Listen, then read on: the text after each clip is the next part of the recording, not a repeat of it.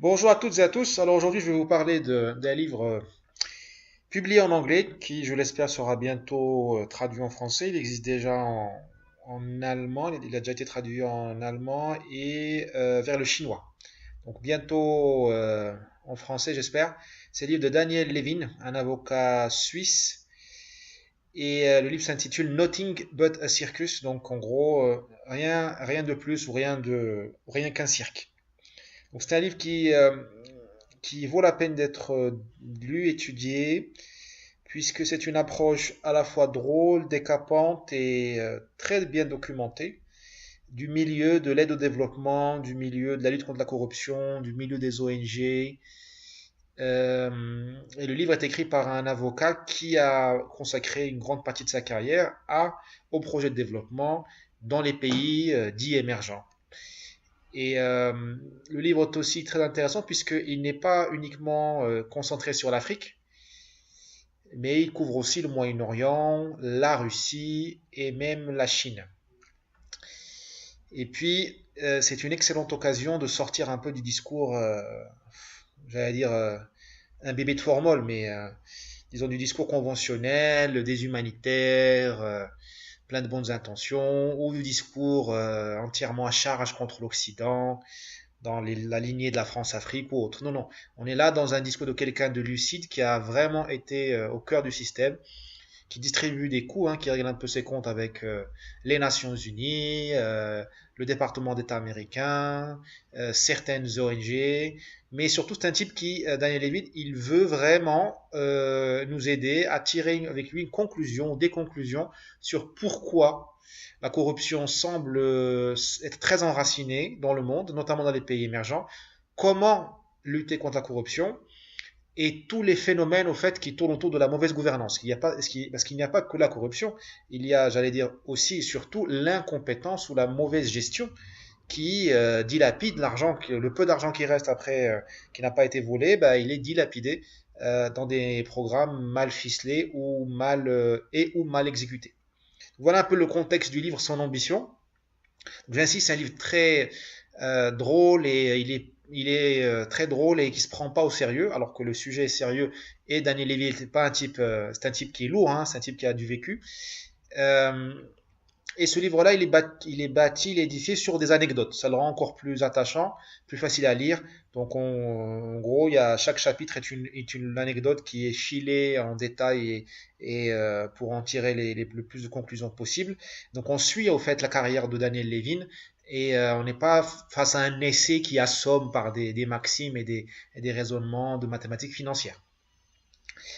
Des cas de corruption ou de gabegie hein, sont décrits dans ce livre. Donc, il y a des cas très intéressants au niveau de la Gambie, au niveau du Moyen-Orient. Je m'arrêterai au niveau du Moyen-Orient où l'auteur a été invité par un pays dont il tait le nom pour aider à monter une instance anticorruption, une sorte d'agence anticorruption. Et donc il raconte comme quoi, bon, consultant international, donc il a vendu un service de consulting, il accompagne son client, comme on dit, et un soir, dans le désert, on l'invite sous la tente climatisée, luxueuse, on lui dit, écoutez, voilà, on vous présente le futur chef, la personne qui est pressentie pour gérer l'agence anticorruption, ben, il dit très bien, et il deal avec la personne en question, et cette personne lui dit, bah, écoutez, il me faut autant de millions de dollars pour que le projet aboutisse. On est si près du but. Donc si vous me donnez pas l'argent, ben, le projet n'aboutira pas. Donc c'est un peu le genre d'anecdote qui rythme le livre. Et j'insiste, il a été écrit par quelqu'un de bienveillant qui se prend pas pour il n'est pas sorti de la cuisse de Jupiter, donc il n'est pas en train de donner des leçons aux Africains, aux Russes, aux Chinois, aux Arabes, loin de là, ou aux Latino-Américains. Il est plutôt dans une logique d'étonnement. C'est vraiment une sorte de rapport d'étonnement par rapport à ce monde-là de l'aide au développement et des ONG.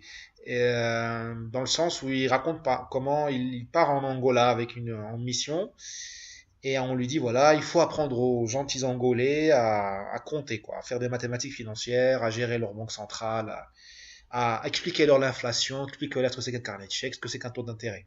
Il arrive un peu dans cette logique-là avec ses collègues Et un jour, très rapidement, son contact angolais, on va dire son chaperon, lui dit, écoute, viens avec moi, je vais te montrer quelque chose. Et il l'emmène dans une espèce de bourse aux valeurs euh, extra-officielle, informelle à Luanda, la capitale de l'Angola. Et il se dit, purée, ces gens-là, ils en savent autant que moi, sinon plus, sur le capitalisme. On n'a rien à leur apprendre.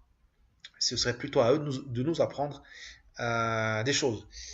Euh, j'ai interviewé Daniel Levin il y a quelques temps et je l'ai un peu titillé sur le sujet là, de la gouvernance et de la persistance de la corruption. Je lui ai dit, en gros, qu'est-ce qu'il faudrait faire quoi, pour lutter contre ça? Il m'a dit quelque chose qui m'a beaucoup marqué. Il m'a dit, bah, il faudrait qu'on arrête de voir le problème de la corruption, de la mauvaise gouvernance, surtout de la corruption, de la fraude. Il faudrait arrêter de le voir sous l'angle juridique. Il faudrait plus chercher la solution dans les facultés de droit, mais plutôt dans les facultés de médecine psychiatrique et de psychologie. Puisque le problème est tellement grave, les réflexes culturels, moraux sont tellement enracinés que ce n'est pas aux institutions judiciaires, dire au tribunal supérieur, aux cours des comptes et autres, à la Cour des comptes et autres, ou aux ONG, de distribuer les bons et les mauvais points. C'est plus une histoire de carottes et de bâtons, c'est plus un problème aujourd'hui de morale et de psychologie. Il faudrait essayer d'arriver à voir les mécanismes pour dissuader les gens les responsables, une fois devenus responsables, une fois arrivés aux responsabilités, de voler. Donc c'est un peu désespérant, mais c'est déjà un premier pas. Je pense que la lucidité est déjà est un premier pas vers la guérison. Donc je vous laisserai les coordonnées du livre, les références. C'est Nothing but a Circus pour ceux qui lisent l'anglais, qui ne peuvent pas attendre de voir le livre traduit en français. Sautez dessus. Il est très très bon. Merci.